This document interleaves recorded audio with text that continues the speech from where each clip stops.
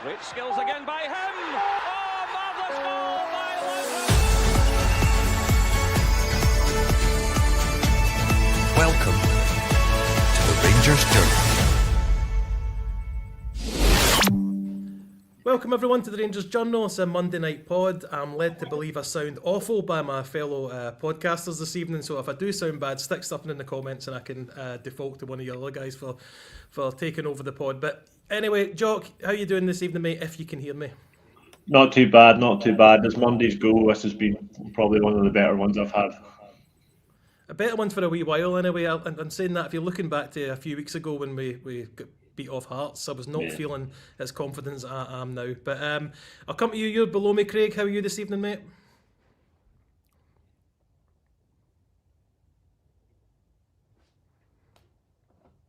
Maybe I'm that bad you can't actually hear me.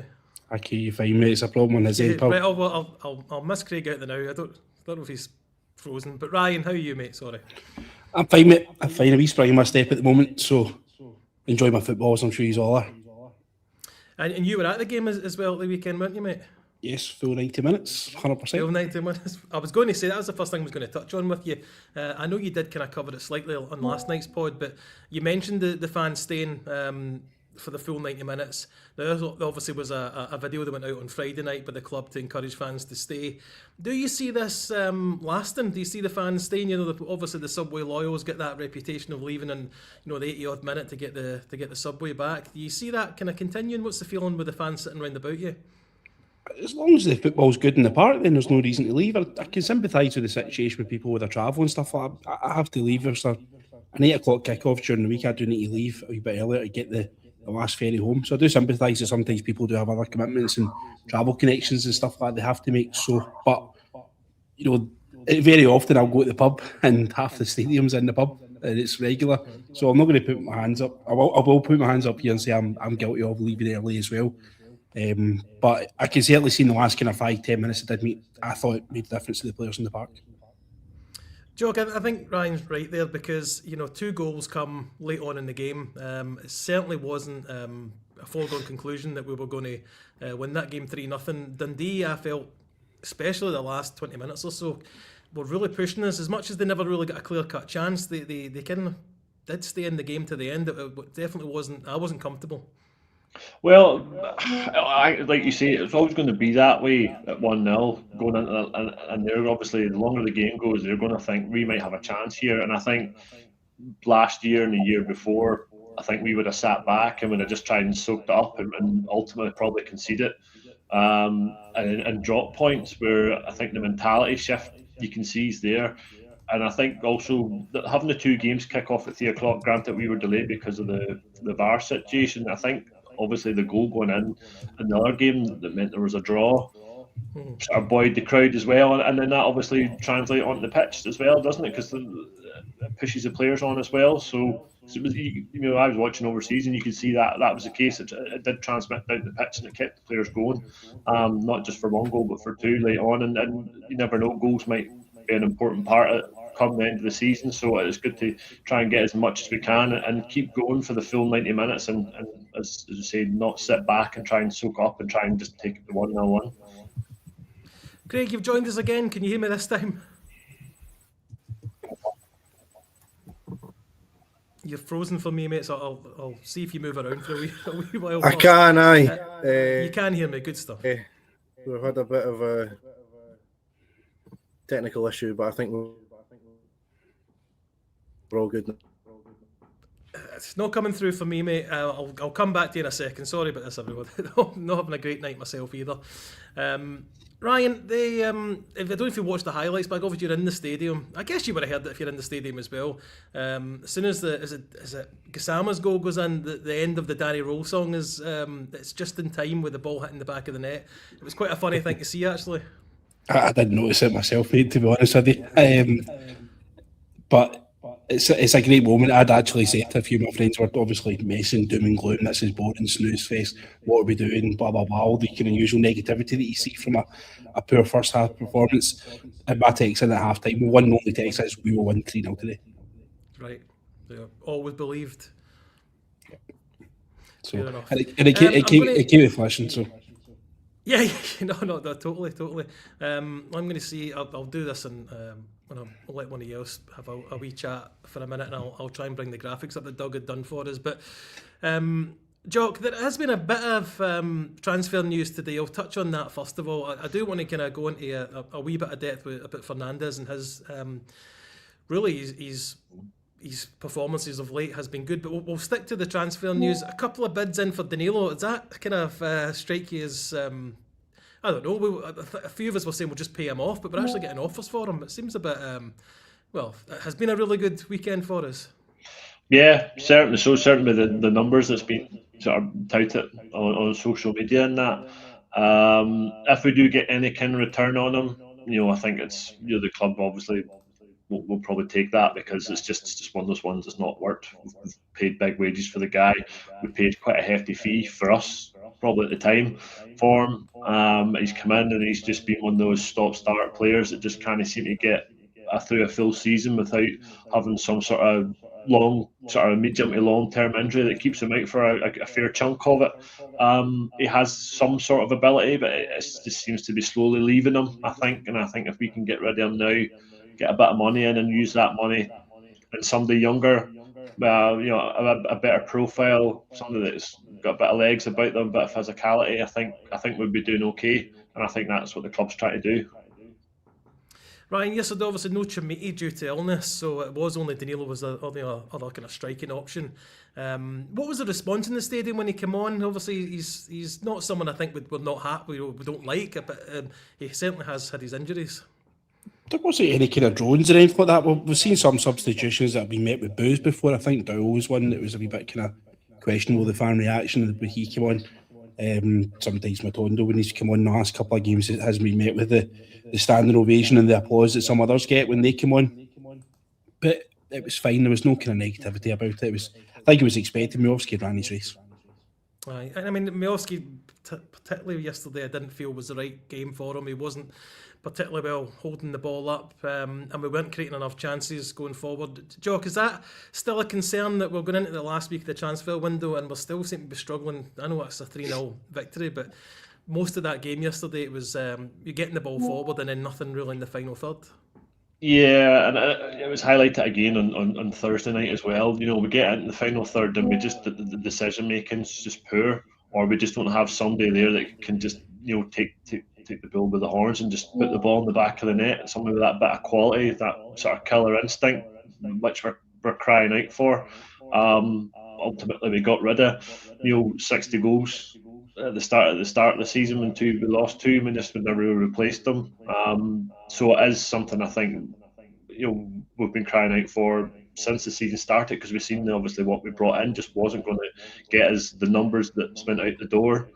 The January window again, you're waiting on a domino effect, really, aren't you? You're waiting on somebody shifting somewhere else probably, so we can go and get the guy we're looking for, or we're waiting on somebody somewhere else going with ourselves. Like obviously Danilo's been the example, so I'd imagine it will be something that will be addressed before the window closes.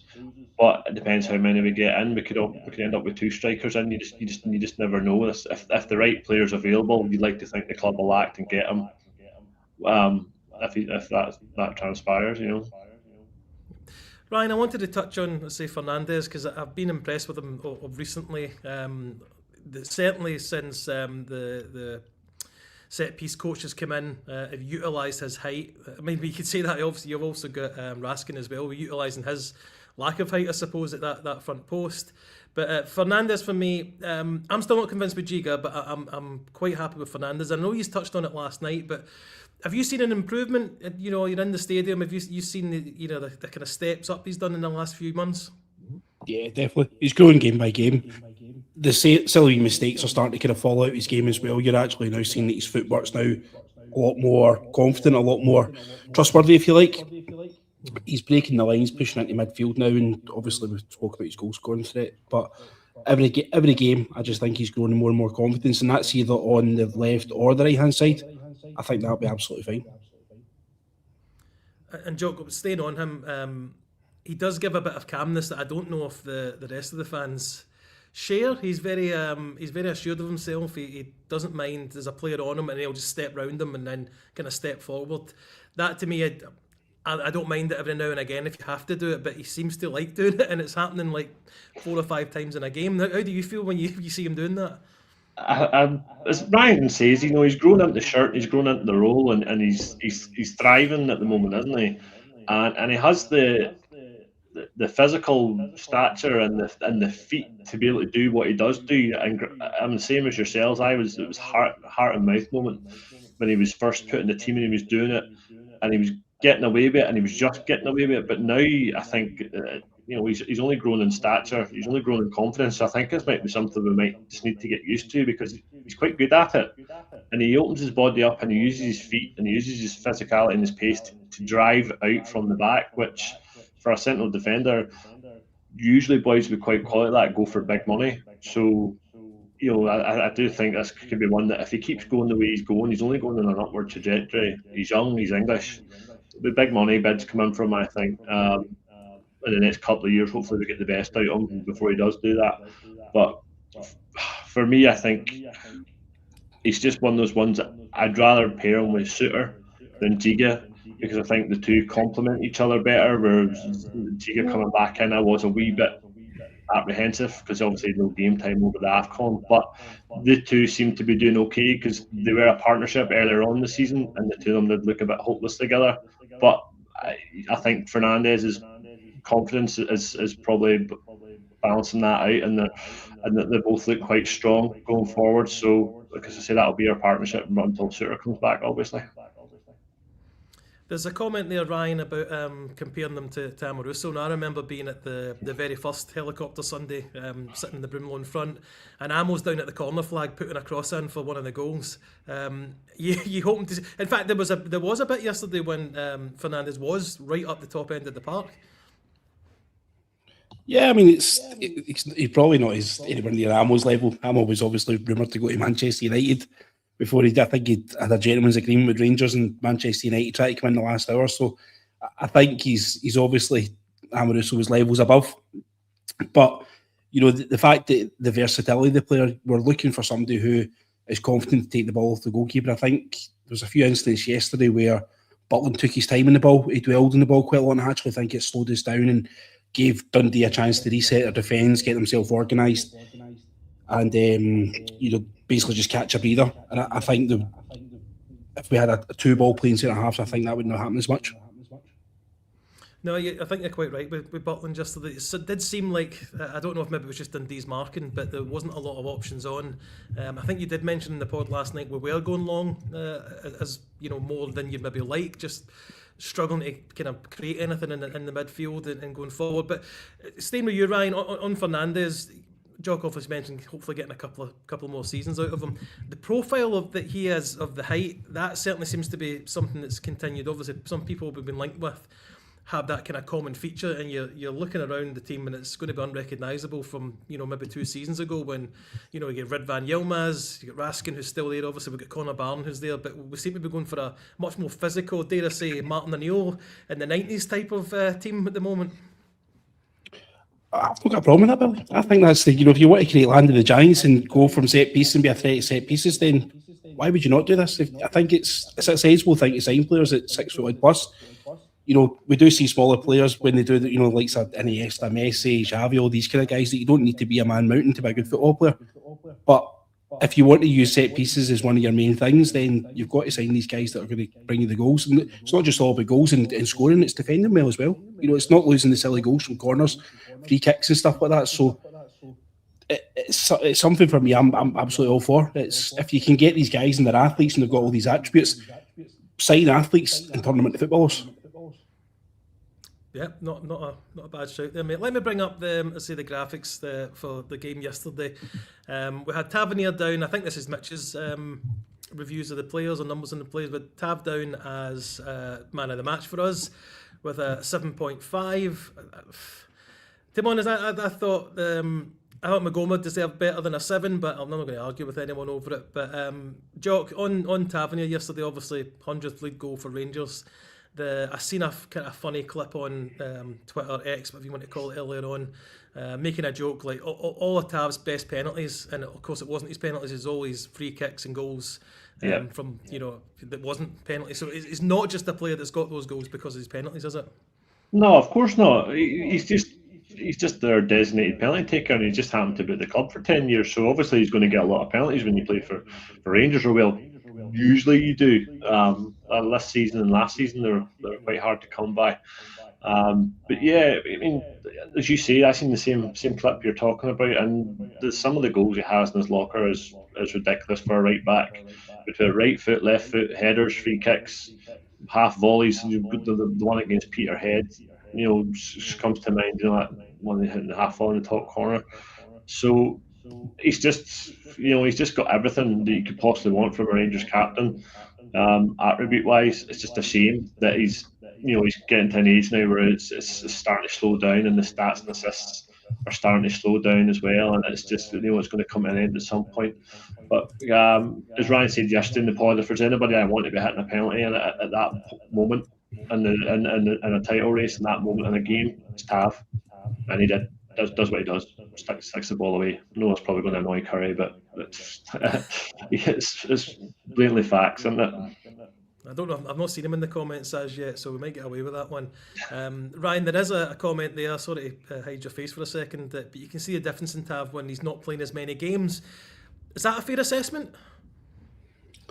I think it's about managing his minutes, and I'd put a wee message in the chat there, Billy, that when myself or Jock are speaking, just pop yourself on mute. There's a rebound. I've had a couple of people message me as well saying there's a wee rebound coming through when Jock and I are speaking. So thanks, mate.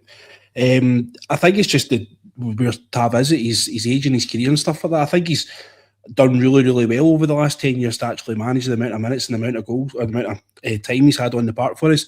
He's somebody who is very, very rarely injured, and he's somebody we can rely on. When we got that penalty on Sunday there, I was thankful he was on the park. You're looking at about everyone else that's on the park and think, thank God we've got a leader out there that's going to take the pressure off his teammates. And say what you want about Tavernier as a captain, when the pressure moments come up, he grabs that ball and he sticks the ball in the back of the net more often than not. I can only think of the Queen's Park penalty being the only kind of real kind of pressure important penalty that he's actually ever missed in his time at the club, and that includes semi-finals at Hampden, finals at Hampden, it includes Europa League finals. There's so many instances where he stepped up when we've needed him. But I think we've just got to understand now he's in the last year of his contract. He's not going to be able to play 3 games a week for us. I don't expect to see him on Thursday night against Porto, but I would expect to see him at Easter Road on Sunday. So we've just got to understand that that's just where he is at this moment in time. And if anything, if it helps him get 7.5s in man of the matches because we are managing the minutes there, that's fine for me. I expect them to get a reasonable deputy. We need to get John Sterling back fit. The jury's still out on Max Aarons, but we need to have somebody that's in reserve there who's fighting for his jersey and trying to take his jersey off him, who's capable of stepping up when we need them as well. Jock, I'm maybe going to push back on Ryan saying the jury's still out. I think Max Aarons, I'd be packing his bags myself, driving him down the road. Obviously not involved yesterday, but not really someone I think we can rely on. It's a catch-22, I think, with him, because obviously he came in and he was thrown into the chaos that was Russell Martin, and he was played at a position. But he can't fault his effort. He does try, and I think that's something that he was doing more than some of the players in the team at that point. Play him in his natural position. He obviously, I think, as I keep saying, we've just been spoiled by the Tav's output over the years, and I think we just from that right back position, we just expect quite a hell of a lot of our football to go through the team through down that right hand side, and you're asking him to come in and try and emulate that, and it was never going to be the case. For me, yes, I wouldn't be extending the loan. I would be looking elsewhere because he's just not done enough. But he's still going to have to contribute unless we send him back down the road, which I don't see us doing. So he's still going to have to contribute and try play a part as much as you can in the remaining games that we have of the season. So we kind of have to sort of maybe stick by him and maybe forgive his wee comments that he had whenever we were going through a rough patch. It'd be interesting to see what he says come the end of the season, depending on what the situation is. If he maybe changes his mind on what he did say about the fans and that. But yeah, I still think we need to cut him a wee bit of slack and try and give him a bit of encouragement when he does get the chance. Ryan, it's an interesting one when it comes to the loan players, and do we send them back? Don't we send them back? There does seem to be a reputational hit that we're worried about. I think all teams probably are. We want English teams to maybe send the Mikey Moores or whatever up here, or even Aarons, to get some minutes to hopefully get us a better quality player than we could actually afford to buy outright. But for me, there's been Giga's one, and Aarons as well. There's people I would not really mind, cancelling the contract, but I guess it doesn't work like that. Yeah, I mean, I think there's enough street cred with ourselves, and as far as developing loan players is concerned, to show that we've got a decent track record. If we're saying that there's no working at, they expect the parent club to accept what we're saying about it. You look at Thomas Tierney's loan spell, which was successful on both sides. Wolfsburg managed to get a fee for him, and he's now ripping it up in Turkish football. He's doing really well for them. You look at Abdallah Sima as well. I don't even think you could probably count in one hand the amount of games that he actually ever played for Brighton. But again, he's out there playing on loans. I think loans, last time I checked, were top of the French league. So we do have a few examples of actually bringing in players. Tillman is another one you could look at. He went back to Bayern Munich and signed for Leverkusen, signed for PSV on his way to Leverkusen. So we've got a decent track record of developing loan players. I think we're a trusted hand in that respect. The Scottish League's always seen in Europe as a gateway to England, the English Premiership and stuff. So I don't think it would discourage people saying if we're saying he's not good enough and we're sending him back. I don't think that's a massive reputational damage. Maybe more so for the player than ourselves as the club. Giga for me is great moments and bad moments. He's in another day could actually have been possibly sent off yesterday. So the right bad tackle down in front of the enclosure, and I don't think it was a red card challenge, but I think it was, if he hadn't timed it, if he timed it any worse than what he timed it, I think, and bearing in mind who the referee was at the time, it's every possibility he could get himself sent off, and obviously get himself sent off, I think, against Dundee earlier on in the season as well. So I do think we probably need to look at the centre-half options and see if we've got Cornelius and Suter coming back, and maybe that's why we wouldn't strengthen. Sterling, obviously, as well, can do a shift in there. So, but I don't think Nasser Giga's a first-choice Rangers centre-half. No, there was a couple of, as well as that tackle you're talking about, which he did get booked for, obviously, but there was another couple of short. He seems to not put enough power in some of his passes, whether it's back to Butland or whether it's to Fernandes or whatever. Jock, when it comes to we're criticising, but it's another clean sheet. That's really what's kept us in this. This brought us back into the title race, because we're maybe getting yesterday again 3-0, but we're maybe winning games earlier on, maybe a month or so back by a goal. It's not exactly a strike force. And saying that though, you say this out loud, and then you look at around the teams round about us in the league, and we're either better or there or thereabouts. So it's maybe not as bad as I'm suggesting, but the defence has really been key to us still being in the title race for me. Yeah, absolutely, and it has always been the case of if you clean sheets, seen out gritty 1-0 wins, because they say you're not going to win every game 3-4, 5-0, and Rangers haven't been winning games consistently like that for a long time. So we have to take these 1-0 wins, and we have to just accept that, right, okay, maybe we're going to break down a team the way we'd like to, but at least we know we're comfortable at the back, like we were at the weekend there. And I think I even go back to I think the Motherwell game for me was the 1-0 win against Motherwell for me, where I thought there's a change here. You can see there's a steel. I keep using the word steeliness because you can see it at the back. There's a calmness, and there's you can see that the team are pulling together for each other. Whereas before, if the ball goes in the back of the net and everybody just sort of turns around and looks at each other, and it's arms just flapping in the air and the heads go down. Obviously, we're not seeing that because we're not conceding the goals, because everybody's pulling in the same direction, which it's been crucial, as you see. And I think, was that 5 games in a row clean sheet, which for us is, if you said that to the start of the season, there was no way we were getting those kind of numbers, because we were doing silly things and we just looked hopeless at defending it sometimes. So every good title winning team is built, on a defence, a spine, and that's certainly something that he's addressed when he came in, Danny Rowe, and certainly we're seeing the benefits of it now. Ryan, we've talked about earlier, the two centre halves do kind of give me a bit of fear, just with, not that they're doing anything particularly wrong, but just I'm not confident in them now. When we were going for the 55 season and you had Goldson, like that was a player he's got his limitations, but he's good enough to be a title-winning centre half for Rangers. Do these? I mean, again, you're talking about other players coming back in, but do they two look to you as a centre half pairing that could win the league? In Well, yes and no. Yes and no. I think you can't discredit what they're doing. They're keeping clean sheets, which is their job. So you can't discredit they're actually getting there.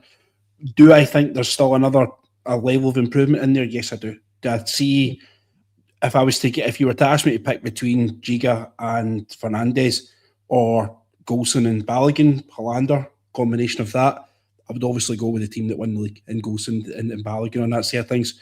But I do think Fernandes does have the potential. We always used to say that we wish we'd got Leon Balogun years younger. Look at Fernandes and look at the way that he plays in comparison to Balogun. Fernandes is rapid. We always used to speak about Balogun's pace.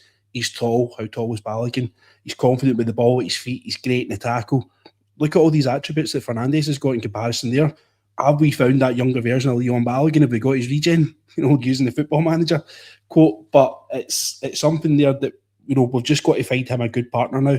And whether that be Cornelius, the man might already be in the building because that would give us that balance of somebody on the right hand side and somebody on the left hand side.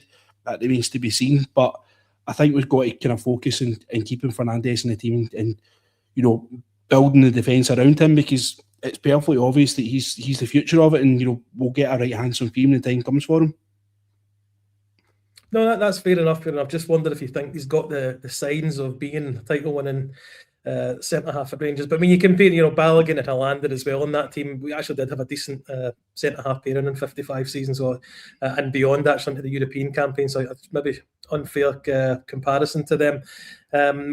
One last thing about the defence. Jack Butland, not a lot to do, Jock. So I can't really. I mean, he gets a 5, and I'll put it back up. I'm sure he gets a 5 out of the ratings yesterday, but not really any chances created. I don't know if that came from the defence or just came from Dundee not really having the players to test us that way, or even came from the midfield keeping them out. What did you make of Dundee overall in their attacking sense?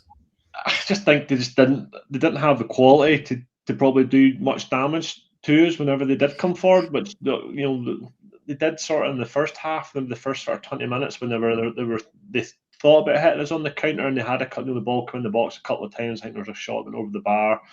Did you see Butland was quite comfortable? And then they sat back and they just made it stuffy, and that it was just a frustrating first half, wasn't it? I had us down 1-4-0, but I thought we would have scored in the first half, and then they would have tired because they put in a lot of hard yards first half. And then obviously we get the penalty, we get the goal, and that kind of the game plan goes out the window then, doesn't it? Because right, well, we're on a football game now, what do we do? And they just didn't really seem to, as you said, maybe the last 20 minutes when it was still sitting 1-0, they sort of come out a wee bit more. But I say we had the quality to sort of stifle anything that they tried to throw at us, and then take advantage at the other end whenever they made mistakes. But yeah, talking about Butland could have sat there in a hammock for most of the game because they didn't really challenge us too much, and it's long may that continue, because for the first 3 months of the season, I think we had Jack Butland as player of the month, because he was constantly pulling off these worldly saves to keep us in games and keep us getting draws whenever all we could do was draw games, and I'd much rather Butland sitting, picking his nose with nothing to do than being busy and having to pull worldlies out of us. But then every title-winning Rangers team, McGregor's had, going back the years, you talk McGregor, Gorham, those kind of guys, they've always had to make saves at crucial times, whether it's been at the start of a match or at the end of a match, to keep us on the points. So as time will come, hopefully it's not too much. No, I do agree with that. Let me just take this minute to talk about our sponsors, which is the Bluebells Pub in Puerto del Carmen. Now, I guess it's not one of these things I can go and tell you to go down to your local shop and buy, or pop into a store and buy. But if you are thinking about heading on holiday this year and you're looking for a place where you can watch the Rangers games, the Bluebells Pub is the only pub in Puerto del Carmen that is a Rangers pub. So showing the games, Kenny and the guys in there will look after you. Please let them know that you've seen us mentioning them, because they obviously get. That's nice to hear that we've sent you in their direction. So check out the Bluebells Pub in Puerto del Carmen. Scotty from here has been out there and said I had a wonderful time there. Probably too good a time, if you know what I mean. And certainly when it's looking at holidays this year, that'll be something that comes to my mind if I can get out there and have a look about the place as well. So drinks, food, party, chill, go and have a look at the Bluebells pub in Puerto del Carmen. Ryan, you mentioned Skov Olsen yesterday in the pod, and you said he was ring rusty. I've looked back at the highlights. There's one or two wee nice movements there, but you can tell he's not played a lot of football this season. Yeah. And it's not, listen, the game yesterday was an ideal situation for him to come into. He's obviously can't feature during the week against Porto. He's going to be out the European squad. Will he play a bit of a part again at Easter Road? Hopefully he'll come in. These are the kind of big games that you sign these guys. I don't want to call him a moments player because you're obviously looking there, but big game players, guys that different caliber than the opposition. You look for them to step up in these kind of games and hopefully win you the match. I'm no doubt he'll have a right good feature against Stranraer. He'll probably get the full 90 minutes against Stranraer. And then it's on to Motherwell after that. So we've just got to give him time. We're obviously quite an impatient group of supporters. I think that comes with the territory of who we are. But I think we've just got to afford this guy a little bit of time and understand that he hasn't had the opportunity to play football as much as he would like to over the last few months. And I've no doubt that he will come good. Let me just stay with you on Stranraer. Has that definitely been confirmed that they're still going to be our opponents? Has that not been decided yet? Do you know? I think there's an appeal. So they played the goalkeeper that they got on loan from Hearts, I believe, and in their own opinion, they classed it as an emergency loan. But I don't think they actually signed them as an emergency loan. I think there's actually a different signing procedure to get an emergency goalkeeper. So they've got grounds to appeal. They've not just played the guy and flagrantly ignored the rules. They've actually got kind of grounds for the reason why they did it. So it's going to be a difficult one. Obviously, if you're Queen's Park, they're looking towards the payday for it. So I've no doubt they'll be looking to be compensated in some sort of way for it. It's going to be a real difficult one. I don't know how it's going to go. It wouldn't surprise me if they were put out of the cup, to be honest. It does seem unfortunate. It certainly doesn't seem like it was a deliberate action to play to get an advantage in any way. They did need a goalkeeper. I can stay with you, Ryan, on Skov Olsen. Václav Černý, obviously, we've kind of compared them to him as that type of player. He did take a few weeks to kind of get up to speed with what it is to be a Rangers player. And to be fair to him, when he admitted that to himself, he did, kick on. We don't maybe really have that time for Skov Olsen. He's going to need to recognise that a lot quicker than maybe Černý did. Yeah, and obviously there's been quite a hefty price agreed for Skov Olsen. If we take the option up on it, we never had that for Černý. It was purely just a season-long loan. Černy's obviously had a really bad miss against Lyon at Ibrox, and the score was 0-0. The ball's dropped to his feet, and he's blazed it into the Broomloan stand. There was a moment as well where he's taking the ball into his feet and he had the opportunity to turn, but he's decided to kind of bounce the ball away and back into centre midfield. The crowd's got up in his back, and he's turned round to the main stand and flung his arms up in the air. I think that was his defining moment as a Rangers player, because he gave us it and we gave him it straight back to say, well, get your finger at your backside, don't throw your hands up at us, get yourself running and get it going. But, I think he'll look back in his time at Ibrox as a successful period in his career and the happy moments. Unfortunately, obviously, he never got any hands in any silverware or anything like that. But I think a personal one, I think he would have done quite well. His statistics, his goal in Fenerbahce was probably a good highlight for him. That was a great moment. But I think it's if Skov Olsen can get up to that speed quickly, obviously being a younger guy and stuff like that, you'd like to think Skov Olsen probably is a level above Černý. No disrespect to Václav Černý, sorry.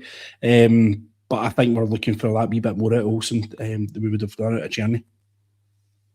No, that's fair. Jock, it's staying with that kind of comparison. There's been a few players in recent times that even this season, Shamiki did a little bit of it was a shush, or it was some to the crowd when he scored, and to be fair, the goalkeeper threw the ball in the back of the net for that goal, so it was a wee bit weird that he was giving the fans it. But you think of a few players over the last couple of years. Černy's just one of them. I can't remember. Todd Cantwell.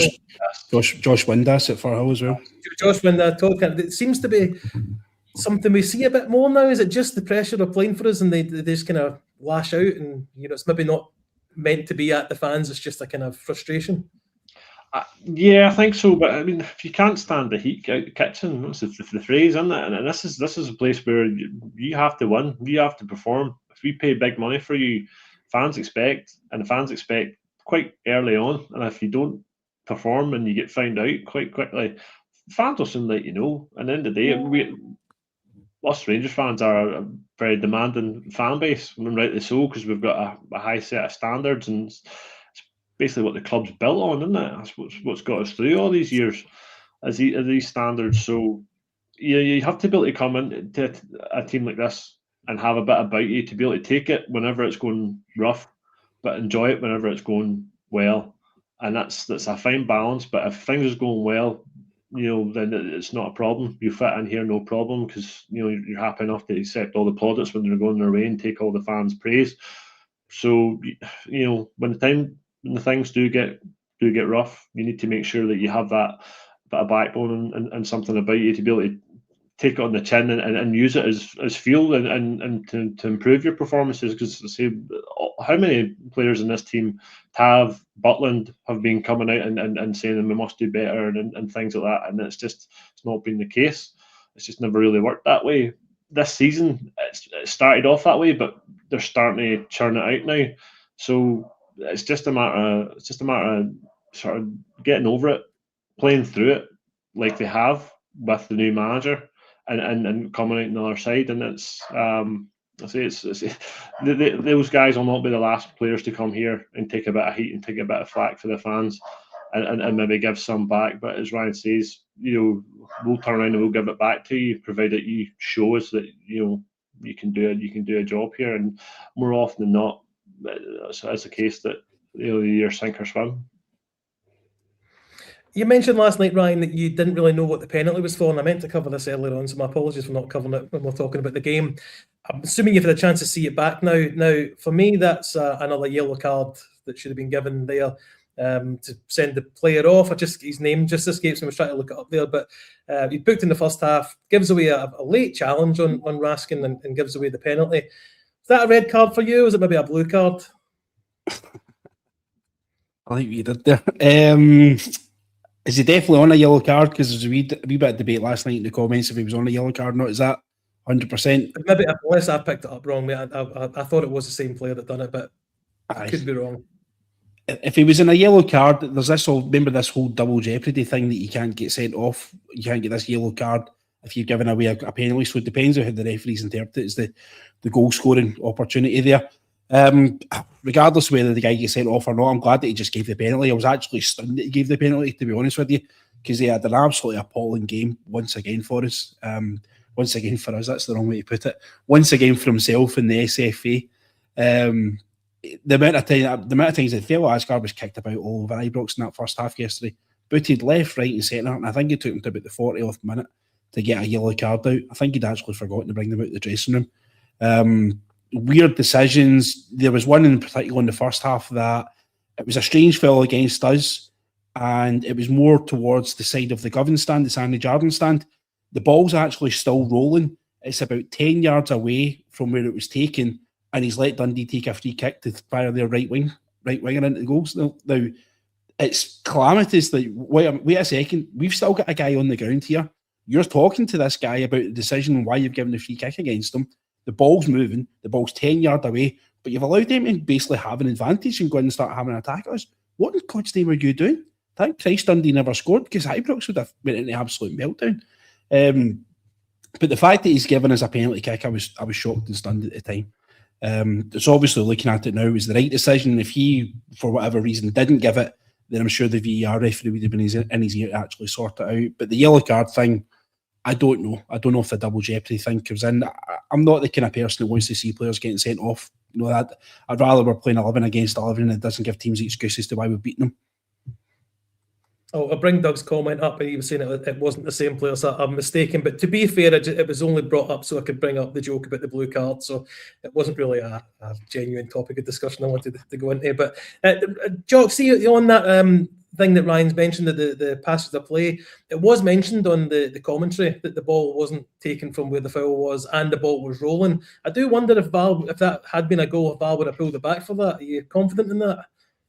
No, not at all. The standard of how we use VAR, not a chance.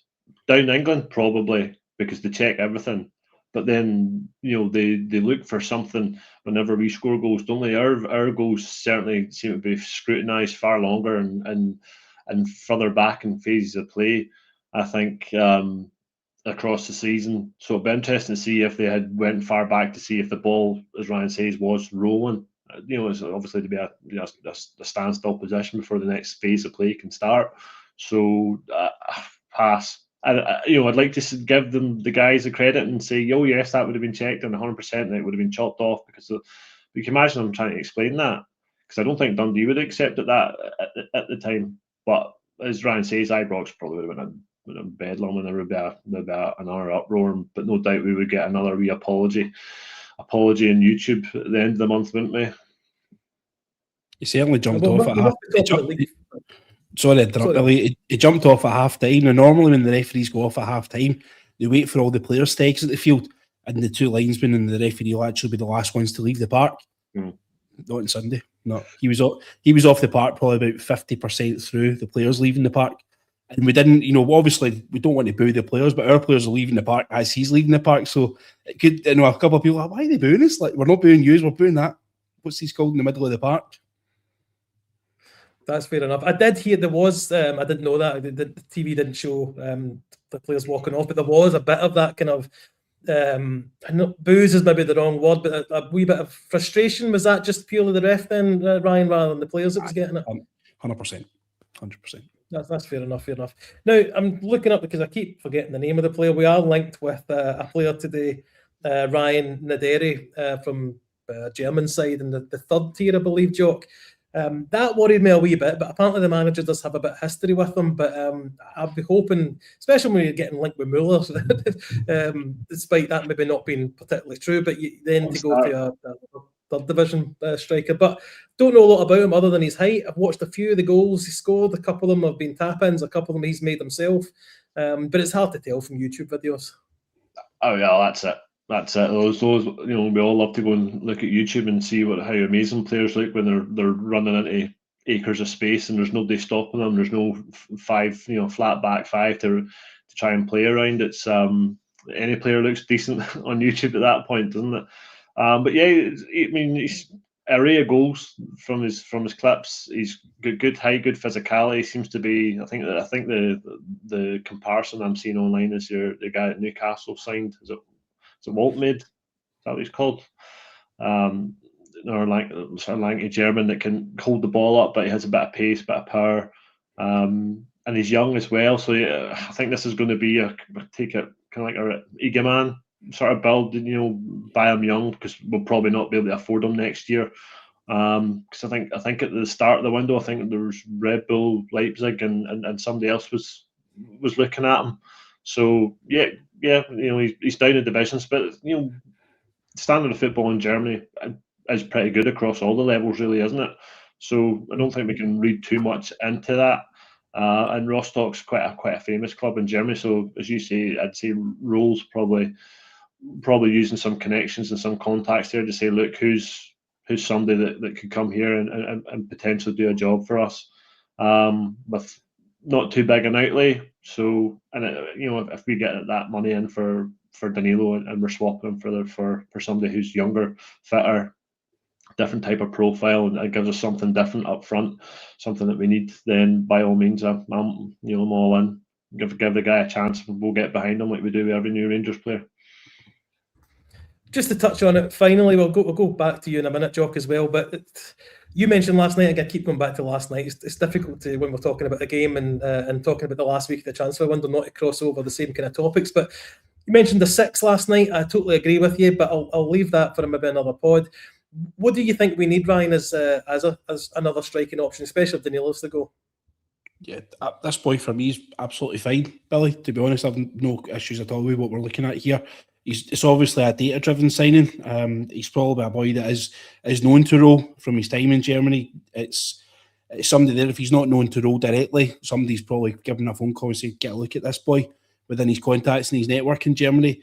The price tag is what we should be looking at if we actually are going to be going into lower European leagues and get out and signing boys. Then it reminds you of the Hamza Egeman signing. We've signed him from the Moroccan league. We paid a small fee for him. He's come in. He's done pretty well for us, and he's moved on to a bigger so-called move, going on to Lille. Maybe not a bigger club, but he's now in the Moroccan national team where he wasn't before. I think we managed to just sort of get him onto the cusp of it. He went to the AFCON, played in the final there. So it's one of these ones. It's a gamble. It's a throw.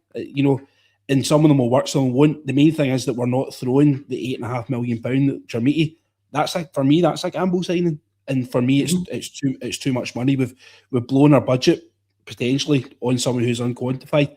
I'd rather went out and sign somebody tried and trusted for that kind of level of money. It might be an older player with a smaller transfer fee but higher wages because he is established. But I think we've got to, if we're going to pay the money, I think we've got to have proven credentials with it. And then you go and sign these boys £2 million from smaller European leagues that have came at a good recommendation, and you just see how it goes. If it doesn't work out, fine. You're looking at, like, when you're speaking at Danilo there. Danilo's been signed for £6 million. He's been getting paid £30,000 a week for the 2.5 years that he's been at Ibrox. Do the maths on that, and we're talking about selling him for £2 million. I'm not convinced we'll see the £2 million. To be honest, I think there'll be a certain amount of that money will have to go to Danilo, because if he's going to NEC over in the Dutch league, if he's going to Paros, they're not going to pay £30,000 a week for him, and he's not going to walk away from 30 months with a 30 grand a week contract for nothing. So there'll be a certain amount of money that will go to him from that, and I dare say his agent will be getting quite a big slice of it as well, because Rangers have probably went to his agent and said, get him off the books, we need him moved on, he's getting paid too much money to be a third choice striker. If you manage to get him sold on, we'll get you a good fee for doing it as well. So I don't actually think we'll see much of the £2 million if we get it at all. No, I don't disagree, mate. I don't disagree. Jock, final thoughts just for the pod this evening. What are you hoping for at the last week of the transfer window? Probably a 6 and a striker. A 6, somebody who can come in and just dictate the game and be that sort of midfield dynamo that we're really looking for. And we keep harping back at Stephen Davis and ilk. I know your boy Dan Neil would have been fitted that profile, but he looks to be going elsewhere. So somebody that can come in and just be a calming presence in the midfield and just something that can stop Raskin from dropping and trying to be that player, because Raskin's not that player. Raskin's better going forward and causing chaos and snapping at folks' heels and that. He's not one that's going to play that killer through ball. And then a striker, somebody that's going to take have 2 chances in a game and scores 1, and maybe makes the keeper work the other one. Not somebody that's a killer striker as well. Because this is what we're in the business end of the season now, and we need to start scoring goals in games, because we can't keep winning every game 1-0, because I don't even know what support left. become the end of the season if every game's 1-0. So a 6 and a striker for me. And if we bring Tam Miller in on a free and a wee loan for just to see us over the line as well, I wouldn't be too bad with it. No, well, thank you very much for being on this evening, Ryan. Similar question to you. Maybe focus on the 6 though. I think Scotty mentioned last night Kenny McLean. I'm just not sold on him. But who are you looking for that kind of 6 role? Can I change my mind now? I've been thinking about it. I don't actually think we need one. I'm all for a striker, if not 2. To be honest, I'm not convinced by Miovski. Everyone knows my opinion on Danilo. So I think if anything, we should be looking to sign 2 strikers. You look at what's available in the middle. You've got Raskin, you've got Barron coming back from injury eventually. Hopefully he does well to get back from his injury and he turns back the player he was, because Barron was lighting the place up. He was absolutely fantastic. You've got Diamandi in there as well. That's your 3, and you obviously signed Chukwani. So there's 4 centre midfielders. And you've got Bajrami, you've got Moore, and you've got Asgard, who can all play through the middle as well. So you get 7 players there, and that's not even considering like Bailey Rice and stuff, who's well out the picture at this moment in time. But I think if we're going for another 6, I think we're overloading it. I don't think we need it. What we do need is we need quality goal scorers. So I'm not interested in getting a 6. I'm not that bored about it. I think we've got what we need. And there's always the argument we should never really be playing 6s anyway. We're Rangers, we shouldn't be looking at playing defensive midfielders. We should be going in the attack and we should be going and winning games. I agree with that as well, mate. I agree with that. I certainly was not a fan of the 2 6s under the kind of Gerrard system, but we definitely don't need to. That's skill. That's there. It's okay having the 2 if you've got flying wingers, but Tavernier's no longer a flying winger. I don't think Bacoma's got quite that flying fullback, in his game. So I don't think the 2 for me is madness. Wouldn't do it. Well, Ryan, thank you very much for joining the pod again this evening. Thank you, Jock. Thank you, everyone, for the comments at the side, and thank you for watching. I do apologise if my sound quality hasn't been great. If I'm getting an echo, I have been trying to keep on top of that microphone button, but I'm not used to using it, Ryan, so I'm sorry if I didn't do it every single time. Sorry, But anyway, guys, pods all through the week this week, back tomorrow night at 6:30. So please join us then. And also, we've got pre and post match for the games this week, as well as a Q&A show on Wednesday night as well, and a regular news show. So again, thank you for your support. If you haven't subscribed to us over on YouTube, we are very close to 5k subscribers. So tell your friends about us, tell your mum and dad about us, tell everybody you know about us, tell your postman about us. To go over to YouTube and like and subscribe to the Rangers Journal. Thank you everyone for watching. We'll see you again soon, and every night it's Rangers Journal night.